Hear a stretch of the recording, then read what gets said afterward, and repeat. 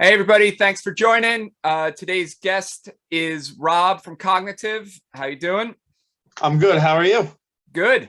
And below we have Pete from Replicant, who's sitting in for Eric, my normal co-host. Yo.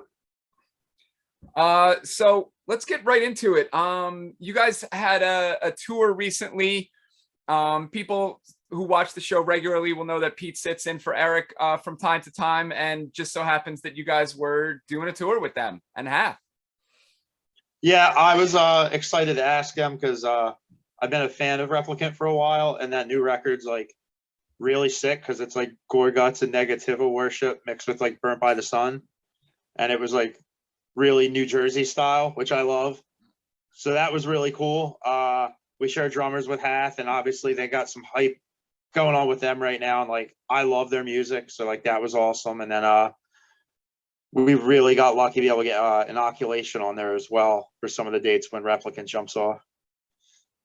Cool. Yeah, we had Hath on geez, a couple years ago. Real cool dudes, and they obviously have a new album out, so it's probably pretty cool to see, like, just get to see those guys and Replicant every night. I guess putting up with Pete every night's going to be fun. I can't wait. I'm excited. I think people like are excited about it all. I'm excited. I think it's a cool tour. I'm going to go see it every night.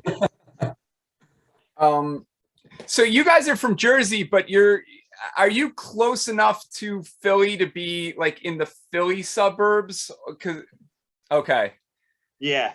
So you were probably, I mean, you probably grew up at City Gardens maybe, but I'm assuming you did a fair amount of Philly shows and Philly, like part of the Philly scene. For me, like I grew up in South Jersey, and then it started, I was like, oh wow, there's like a really sick Philly scene. You know, when I was like probably like 22, 23, I was like, wow, this is like really cool over here. And then like, yeah, like you said, like Philly's got an awesome scene. It's just growing up in South Jersey, like we had shows here when I was like younger, and then that kind of just I feel like Philly, Delaware, and like Southern New Jersey are all like kind of the same area, where like kind of where Pete is like part of like New York scene for the most part. Yeah, I'm the same business. I'm like in Central Jersey, so I you know, there were tons of Jersey venues, but you know, most of the good big shows were in New York, at the Ritz and Lemoore and CB's and all those places. Right. So there, you know, there wasn't a ton besides City Gardens. There wasn't a ton of reason to go even further south, you know, into Philly and stuff. Cool. Let's move on to your videos. We just had Internal Bleeding on a couple weeks ago, and I was pretty amazed at how many videos they had, and he was telling me how Unique Leader was just like really cool with the video budgets and getting them a lot of stuff. And so it wasn't really a surprise when I went and you know, checked out like all your guys and saw how many videos you guys had. Yeah, it was interesting because like when we first got on Unique Leader, like we only did one video for Deformity, and we only did like we did a lyric video and a real video for Matricide, and Pete, look at Pete over there. and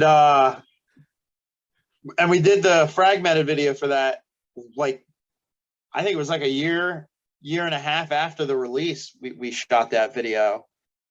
And then when we were like starting to do the new record, we were like, yo, let's just do like 3 videos, like no lyric videos, let's just do 3 videos. And like, knock on wood, like we had like an awesome team of people to help make all that happen, because there was the Claymation video, which the amount of work that had to go into that was insane. Now, is that your work? I mean, it seems like how involved are you when the Claymation dude is like, you know, like I would think like he's sitting in his little studio doing there you go. Amazing. So you were hands-on with the Claymation.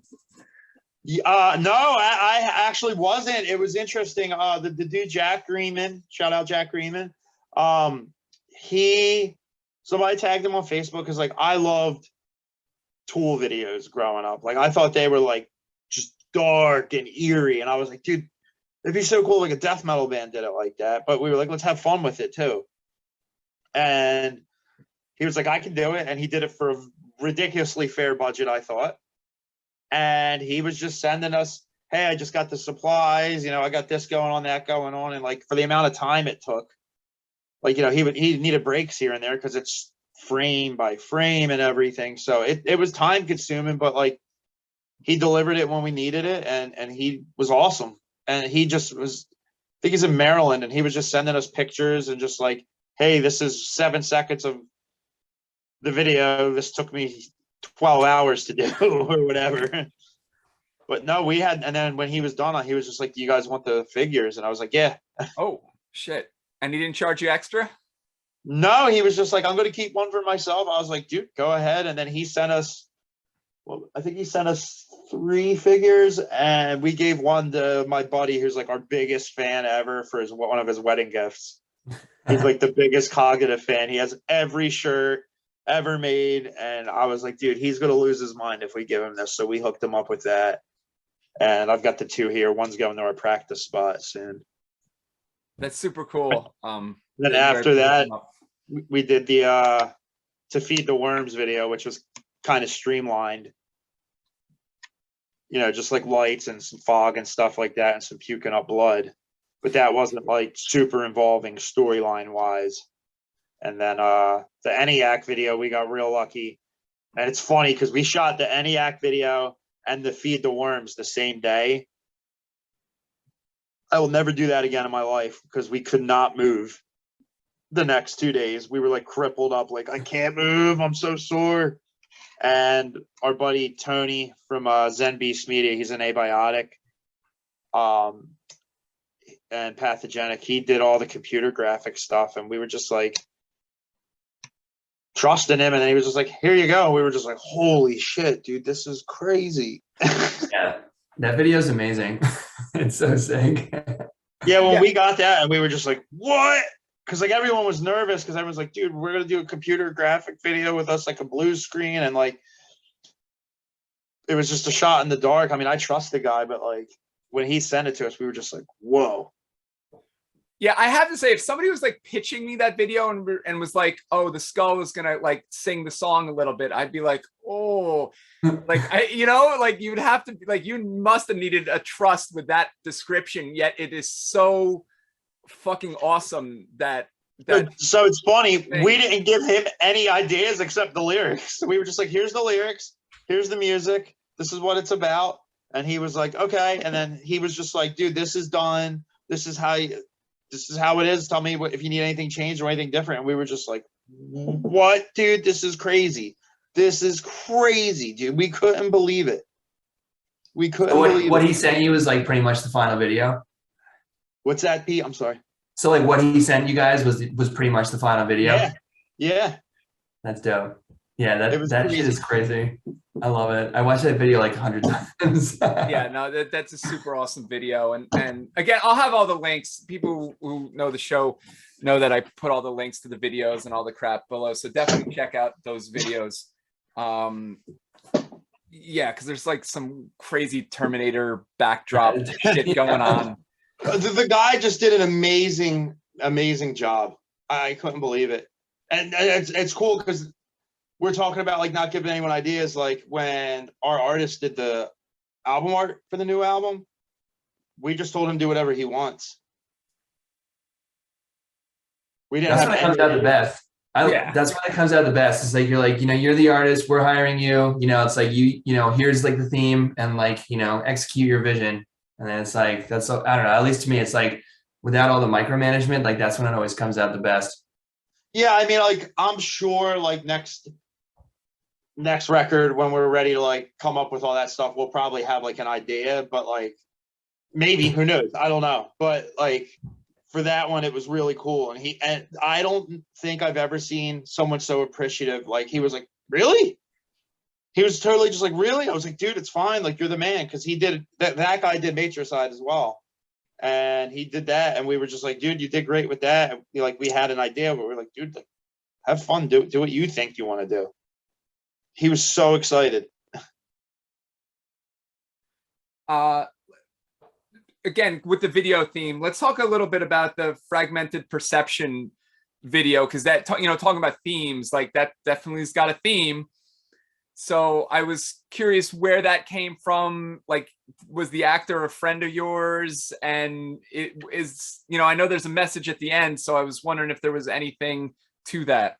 Yeah, so like Shane wrote the lyrics to the song, and I think it's like something relatable where just like it's just like the mundane feeling of like waking up, you're like, oh, I gotta do this again. And after a while you start going, I don't want to do this anymore. I don't want to do this. And you get miserable and you fall in depression, and like it's something people talk about. And like I feel like sometimes like it's because I'm all about trying to have like a positive mentality as I get older. I'm like, yeah, but like it's okay to talk about the negative things in life. We always feel like too with our lyrics. And it's like, dude, like not everything's always sunshine and all. And you can't enjoy it without the crap, the shitty parts of it. You know what I mean? So like to us, we were like, dude, like we've all been there to some degree, whether it's just like today sucks or to the point where you're like, dude, like I just don't want to be here anymore. So we just did that with the same like kind of like Groundhog Day kind of theme in a way of like, oh, waking up and doing it again. Oh, go to wake up and do it again. And it was cool because when we put out the video, like there was a lot of people like, I relate to this. Like, I get it, which was cool. Cause like, I thought it was the most honest approach to things. Is like, dude, like people feel like this. I know I feel like that sometimes. So did you have involvement in the making of that video with like Yeah, that was a lot of me. That was a lot of me for that video. I was like sitting there. I was like, dude, I got this idea. And that's the same videographer that he did the video shots for ENIAC, and he did To Feed the Worms. He did that video as well. And the actor's a buddy of mine, John Rainey. He actually he was on the show It Takes a Thief. Don't know that one. Discovery Channel, yeah, but he's done some acting and stuff, and he was like, yeah, I'll do it. And I was the one that came up. I was just like, yo, let's just do like a dark video, red lights and all that, and then we're just gonna have this storyline. And I'm happy with how it came out, and I was glad that like people related to it. It's cool when people are like, hey, I get it. I get what it's about.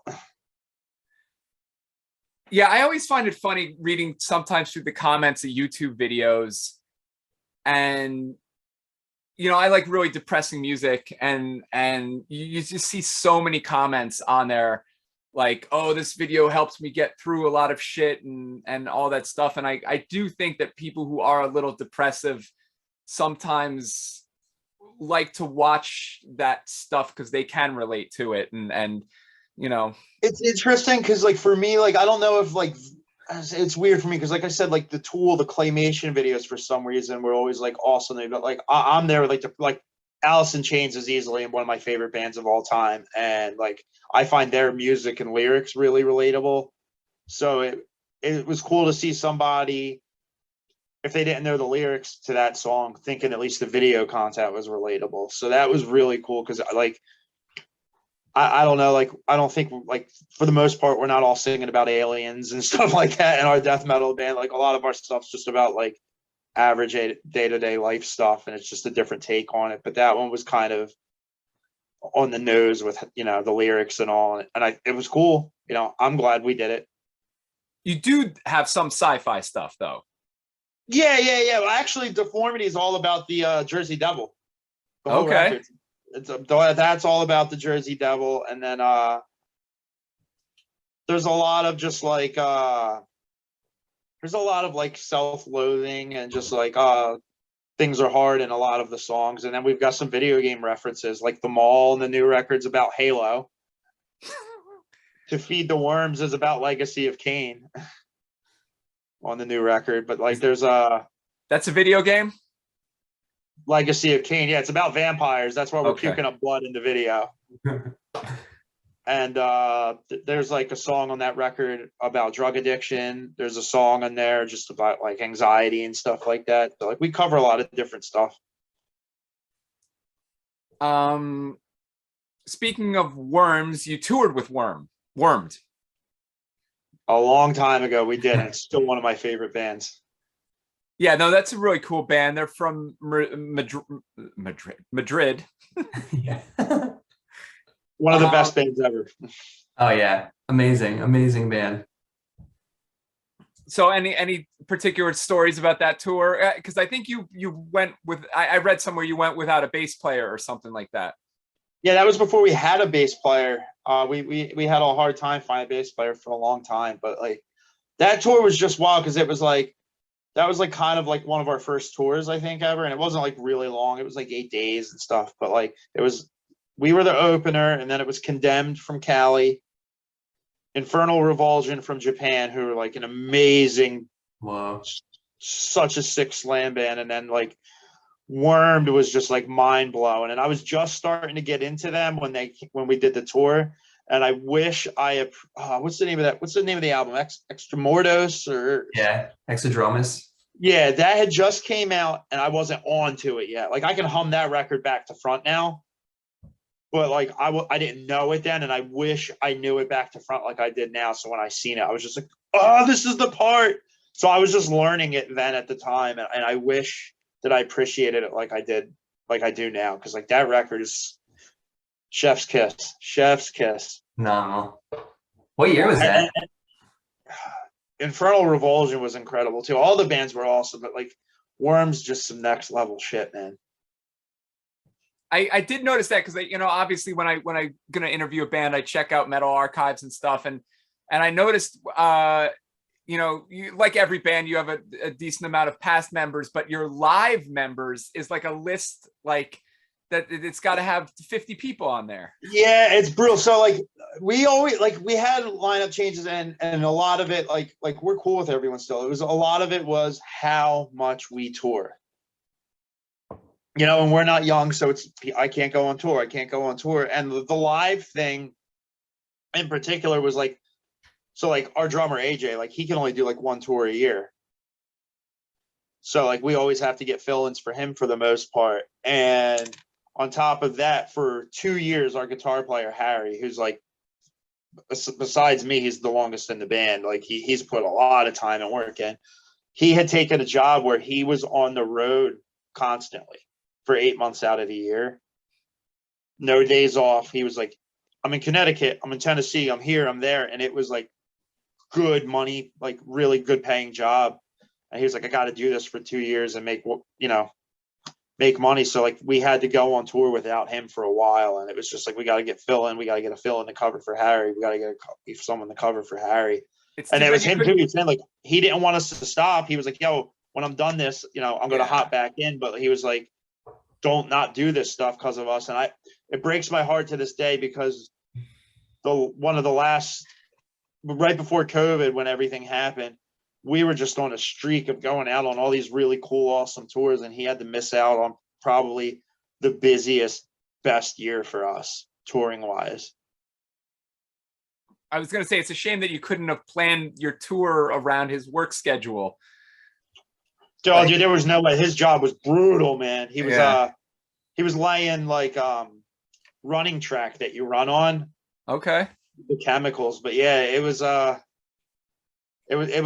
sucked to not have, because he's like literally one of my best friends, and like it sucked not having my buddy there. But like he was very like, dude, no, go do it. And like there was a couple times where we'd be on tour and we'd be playing where he was working, and he would play that show. Oh, okay. So it kind of did, But yeah, I feel bad for him about that. And like it sucks, dude. Like I wish we always had one lineup, but like, dude, like I'm not mad at anyone. Like I get it, dude. Like it's hard to be like, hey, I'm gonna go miss X amount of dollars at work to only make X amount of dollars on tour. You know what I mean? Yeah, I mean, and I've known enough people that went on tour that were just like, I'd be like, oh, it must have been so awesome. And they're like, I slept in a bus. Like I peed at Walmarts all across the country. Like, dude, I wouldn't trade it for the world, but like, it's hard, it's hard. And like, I love it, but I get why some guys are like, yo, I can't do this anymore. I got to worry about this. Like we have people that had kids and they're like, I can't do it no more, and I have nothing but respect for everyone. And we wouldn't be here without the people that were in the band. You know what I mean? So I think Leveling Thoughts came out in what, July or so? Yeah, last July. So what have you been writing anything, or what do you got going on for the future? We already started writing the next record, and we're like almost 6 songs in. Okay. I don't know which ones are keepers, if any of them are keepers at this point, but like we're in like really early, just programming drums, getting basic stuff, and here's the riffs. Oh, do we like it? Maybe.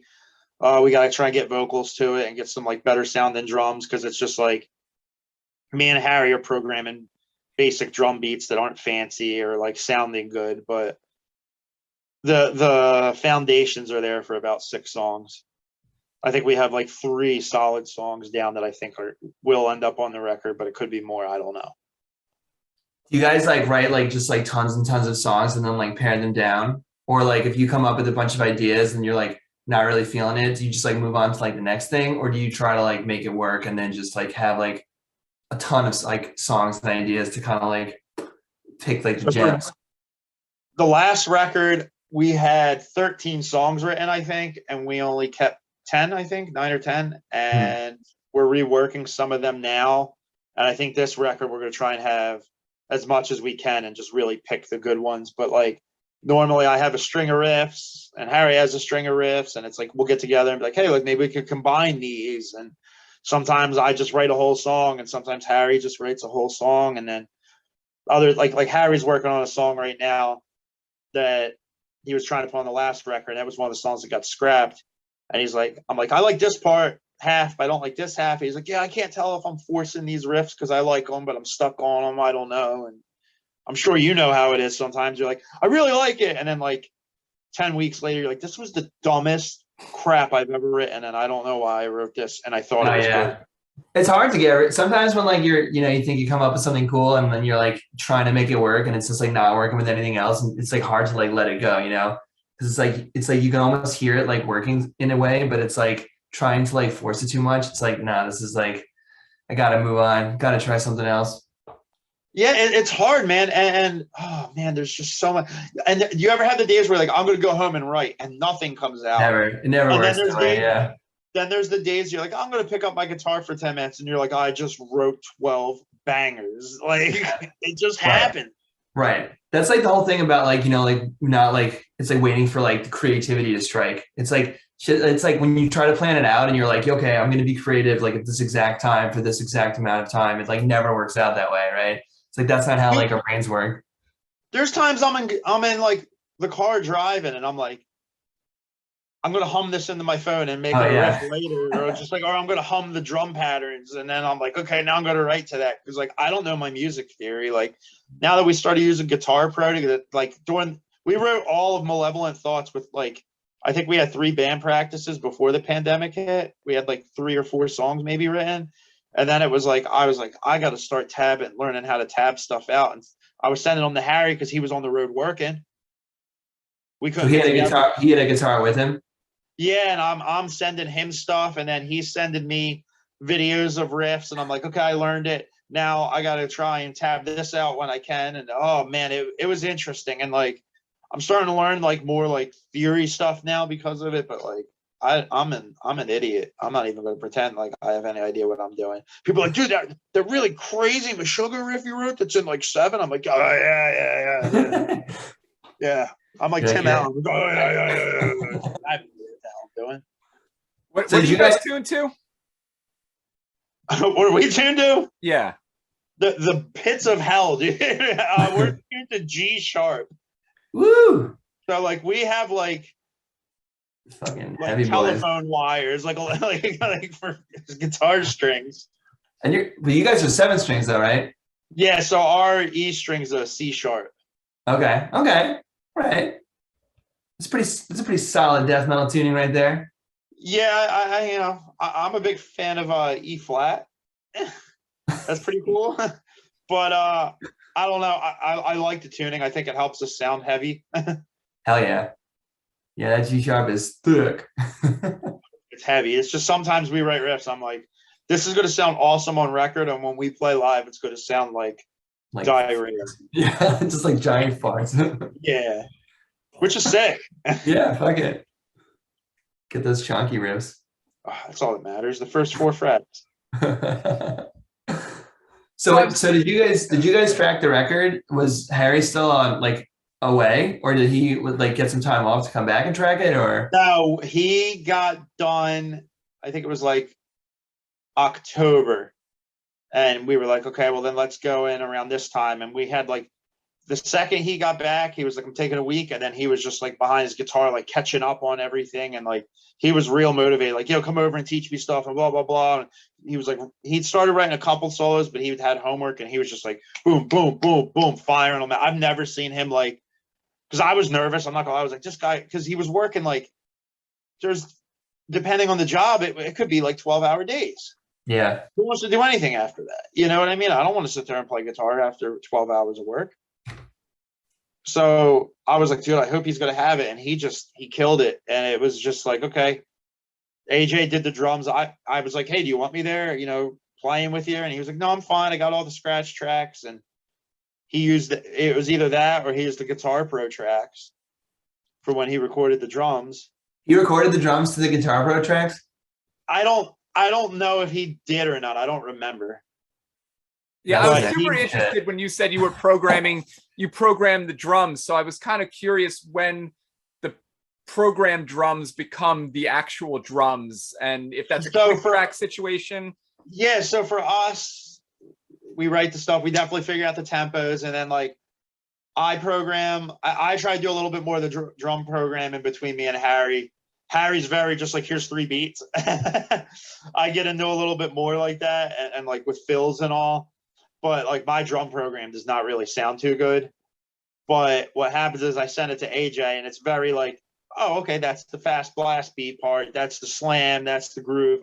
Okay, I get it. And then he programs the drums, and he's like a recording genius. He's a music. AJ is inspiring because he can play guitar. He can play drums.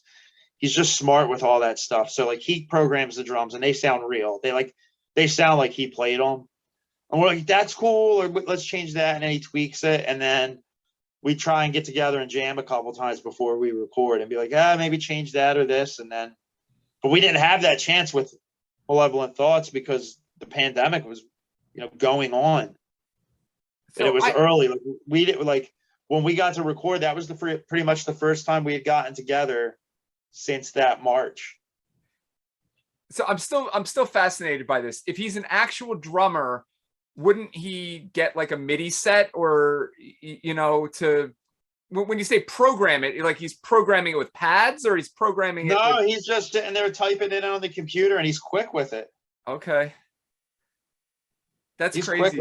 Because I get it out of his head into the computer.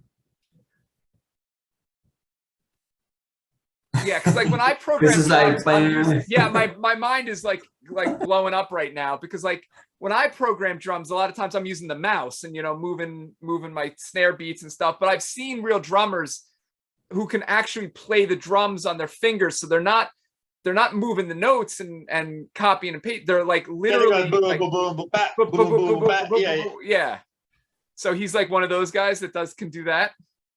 Yeah, and I do it with my mouth for him sometimes, and he laughs about it. But like, he's great. Because I'll sit there like, and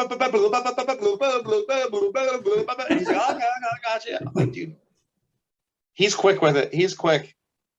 So yeah, that's how we kind of did the whole record. And then like, the most interesting part for us was like, we had just gotten Tyler in the band, wrote the whole record, and we had never played with like any of the new songs with him. Like he did some of the touring and all. And we were like, all right, well, he's going to go record it. We never got to see him under a microscope. I'd be like, okay, he can like actually play it, because when you're playing shows and practicing, like, you're like, yeah, that sounds cool, but like, we all know you're getting away with it. You know what I mean? Like, we're like, haha, man, look at him. And he went in there and he killed it. Like, all of us were texting each other afterwards, like, did you see that motherfucker?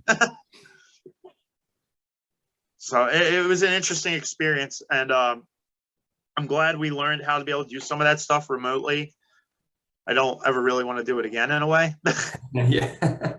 Like I like writing. I like not getting in together in a room and writing the songs anymore. And some people love that. And like, I miss being in the room with my friends. Like that part of it's cool, but I don't miss like, let's get together and everyone's making noise and then you're laughing and you're drinking and just everyone's having a good time, which is awesome. But then you're like, I could have gotten more done at home. Yeah, I feel like technical death metal is not the place, like the rehearsal room is not the place to write like songs. You know, Yeah, it just sounds like everyone dropped their instruments at the same time when you're trying. Yeah, and that like never works out, or like very rarely. Yeah, to me, like I prefer doing the writing stuff and then be like, okay, we've got like 5 or 6 songs together. Let's get together and jam and hash some of that out, and then we'll get back to the other songs that we got to finish writing. So yeah. So that's where we're at with the new album right now. I mean, we haven't even started vocals or nothing like that. It's just been like guitars and drums. Sick. So yeah, so all the practicing is just rehearsal for tour. The writing is all from home and remote. Yeah, like we're not getting together to jam until like I think we got like another 2 weeks, and then we start getting together. Or no, I think it's like a week now, and then we're going to start rehearsing for touring. Now, like I said, I miss being in the room with my friends. Like that stuff's awesome, but like, especially with the price of gas right now in this economy, it's really hard to be like, man, let's get together 2 times a week and jam and all that stuff. It's just hard. Do you guys live near the rehearsal space? No, I mean, when we jam at AJ's, but like, you know, I think we all pretty much got like at least a half-hour drive there, which isn't terrible, but it's just like, you know, and he's got half practice too. So it's like, how many times a week are we going to do it? You know what I mean? And that man doesn't practice. Neither do we. So it's like, and I'm glad to, like I said, because that's giving us more time to worry about writing. Because I really want to like I'm trying to do something really special with this next record. I don't know if it will be. It might just be like Neanderthal riffs. I can't tell yet. Yeah, apparently it's funny. Eric was like telling me that I like knuckle dragging music, and I was like, what does that mean? And he's like, you never heard that term before? I was like, no, I don't know. And he's like, you know, just like brutal, primitive, like down-tuned fucking punching music. And I'm like, oh, okay, yeah, I guess that is what I like. I guess I like knuckle dragging music. What do you like a lot of slam? I guess so. That's never a term I used, and of course when I had internal bleeding on, that's like his favorite word is slam, Chris, because I get, you know, he coined that and all, but yeah, I mean, I like all types of stuff, but I there's a special place in my heart for down-tuned death metal. I just love all death metal. Death metal's so sick. Death metal's so sick. That's why we're here. Unique leader, you guys have been on for a while. How did you hook up with them, and did you know Eric? Not my Eric, the Eric from... No, so we had sent him the Deformity record, or I think it was like demos, and he was like, dude, I love it. I never got to meet him, and I grew up loving Deeds of Flesh. Like, I talked to him a lot, but I never got to meet him. It was really heart-crushing when he passed away.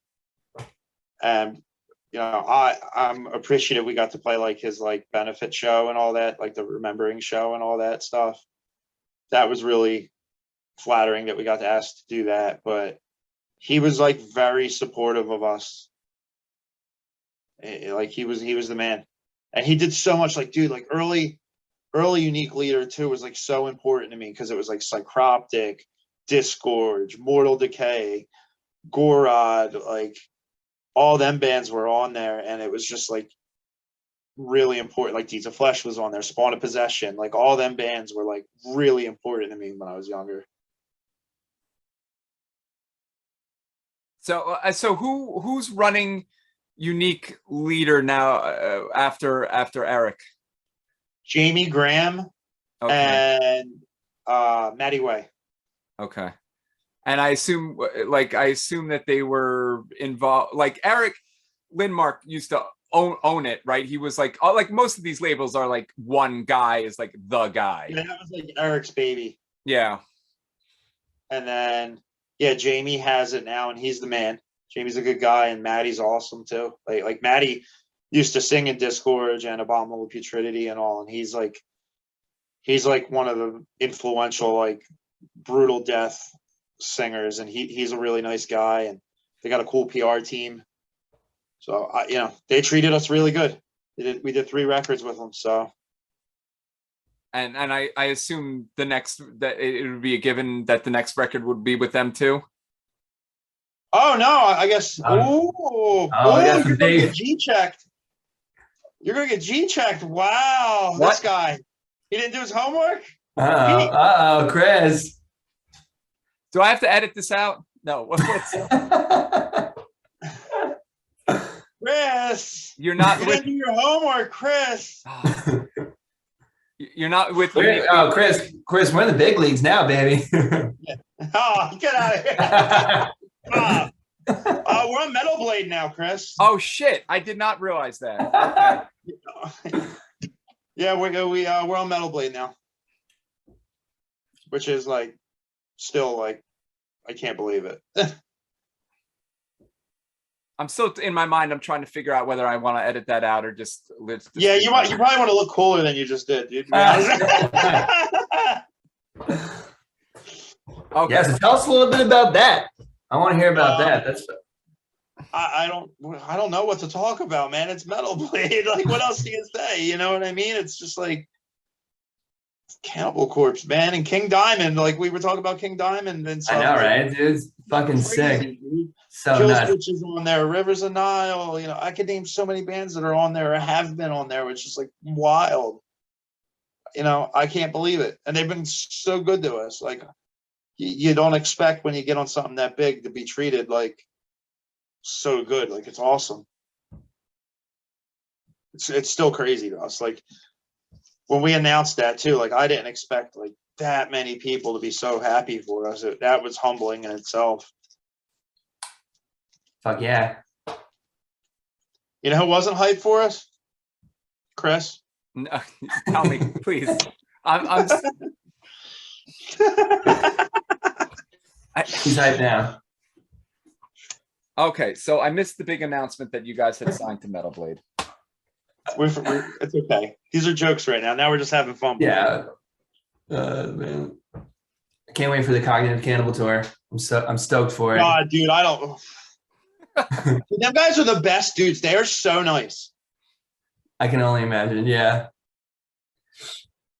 They are so nice. I talked to Alex Webster once.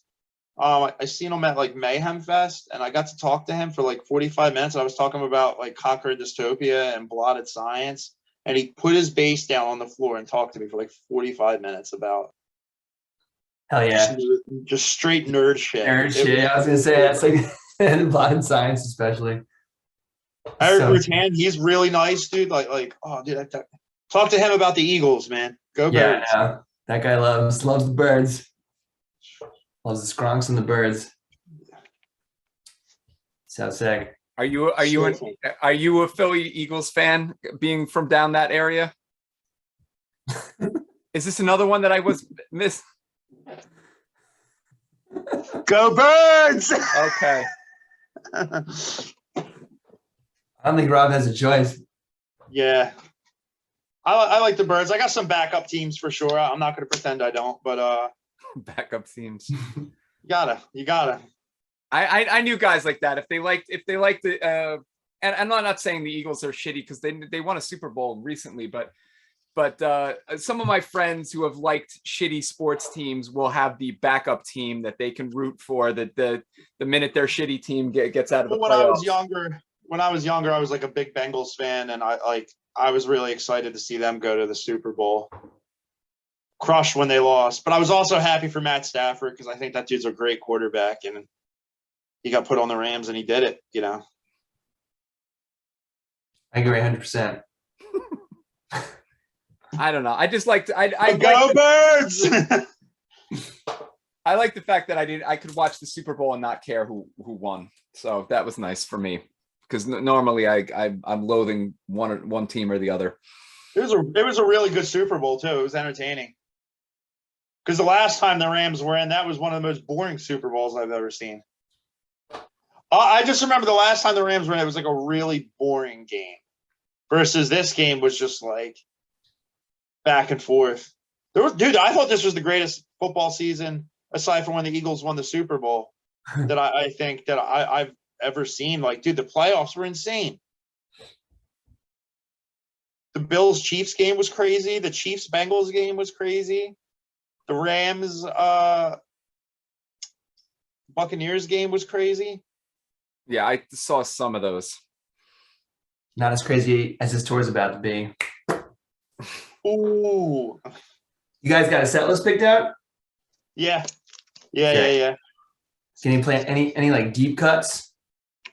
The hard swarm action? I don't think there's any hard swarm stuff on this one. All right. I'm sorry, right. Pete. I'll give you a pass. I think we got two. I think Haunted Justice and something else is on there. All right. But it's if we have anything from Hard Swarm, then it's in the form of a drones on there. But I don't remember off the top of my head, dude. I have so many things to worry about and worry about remembering. Oh my god, I'm lucky I remember the notes. So how long? So you said you guys are going to start practicing next week? I think it's next week we start. Nice. I think we got like 3, maybe 4 practices. Go on tour, come back, and then we got them 2 Hatebreed shows. Oh yeah, that's gonna be fun.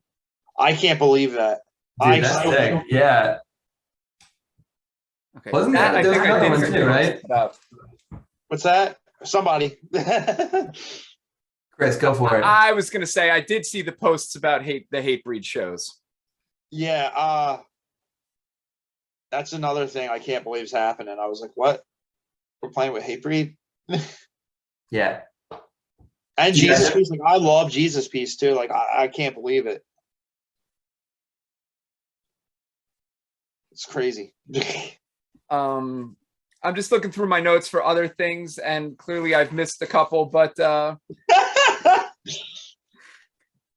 I guess we're getting at time. Do you have any other bands you want to plug, friends of yours, things that we should check out? I could plug a ton and just I don't even want to do it because if I say one, then I'm going to forget the rest, and then I'm not going to say everyone I want to. But just everything's open again. Start going to the shows and support the bands. I mean, I don't think bands have needed it more than ever right now. You know, it's always been tough, and I think it's more tough with gas prices and all that stuff going on as well. And, you know, so many bands haven't got to do anything for past 2 years. So whether it's our tours or anyone's tours right now, like even the local bands, like shout out to all the local bands that play on our tours and anyone else's too, because like they're heroes too. Like they help put people in the building as well. So, and then we start tour, April 20th to, what is it, May 8th, Pete? Yep. Come hang out. Less than a month. Go Birds. What jersey dates do you have coming up for that tour? None. It's Philly. We got a Philly date, and then we got a New York City date. New York, yeah. Okay. Sorry, Jersey, you beat the 3 Jersey bands. How do 3 Jersey bands? 3 Jersey bands not playing in New Jersey. Man, Philly's the spot, man. Philly's so sick. Philly's sick, and it's easy to get. You know what it is? I feel like this is me. I feel like it's easy for people in Jersey to drive to Philly, but it's hard for people in Philly because a lot of people in Philly don't have to drive because of public transit and all. It's hard to get into the Philly or the Jersey places that have shows for the most part because there's not a lot of mass transit over here. Yeah. I mean, there's not really any venues anyway in New Jersey. Oh, no. I agree with you. So, like, for me, like, Philly. Yeah. It's a stacked lineup. The Philly show's stacked because it's us, Hath, you guys, and Existentia is opening. And, like, I think it's 4-band bills sick, like, 420, bro. Like, Yeah. I don't know. I'm Yeah. excited. The pre-sale tickets are doing really well. Like, it's getting low ticket count. So if you're from the area and you want to get them, do it now. Come hang out with the boys. Cool. Well, thanks, Rob, for coming out and hanging out with us. Really appreciate Thank you. coming on. And that's it, man. I'll keep, I'll put the links to all your guys' videos in the description. Keep following you guys, and let's keep in touch. Yeah, thank you. I appreciate you taking the time and asking us to do this and everything. And Pete, thanks for coming on. Hell yeah. Eric. Yep. Okay, cool. Thanks, everybody. Have a good one, man. Later.